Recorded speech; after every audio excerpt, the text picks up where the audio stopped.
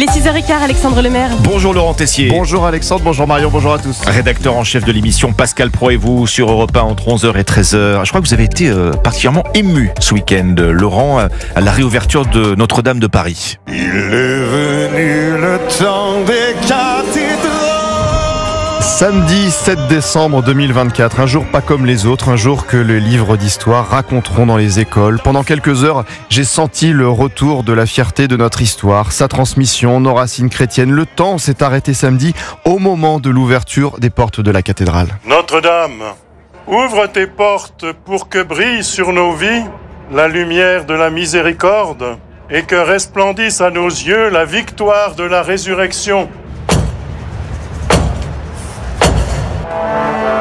La fierté de nos héros, nos pompiers qui ont sauvé Notre-Dame-des-Flammes ce 15 avril 2019, nos artisans qui ont participé à sa reconstruction, longuement applaudis dans la cathédrale au début de la cérémonie, aux 340 000 donateurs et ce message simple et émouvant, merci, affiché sur Notre-Dame de Paris en plusieurs langues. Près de 5 minutes d'applaudissements, j'en ai presque oublié Alexandre tout ce qu'il se passait dans le monde, chez nous en France. Emmanuel Macron devait prendre la parole à l'extérieur sur le parvis, la météo, on a décidé autrement.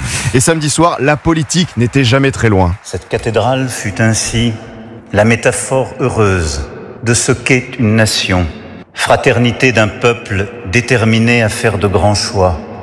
Notre cathédrale nous rappelle que nous sommes les héritiers d'un passé plus grand que nous, qui peut chaque jour disparaître. La fierté de notre histoire, sa transmission, la politique n'est jamais très loin avec le pape François absent qui a fait lire un message avec une demande glissée au passage sur la question de ces derniers jours. Faut-il faire payer l'entrée de la cathédrale aux visiteurs? Je sais, Excellence, et que vous serez attachés à les accueillir généreusement et gratuitement comme des frères et sœurs.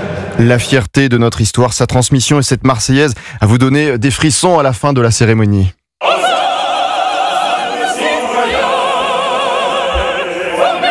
Que Notre-Dame de Paris est belle, et d'ailleurs Garou l'a bien résumé, lui qui avait brillé dans la comédie musicale Notre-Dame de Paris, il lui a fait la plus belle déclaration d'amour samedi soir sur France 2.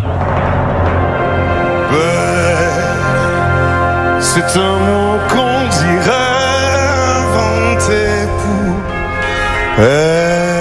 Et comment ne pas avoir les larmes aux yeux en écoutant Vianney reprenant Alléluia dans la cathédrale avec des paroles en français personnalisées pour Notre-Dame de Paris. Après les froids, vint le soleil, et la revoilà de ses merveilles.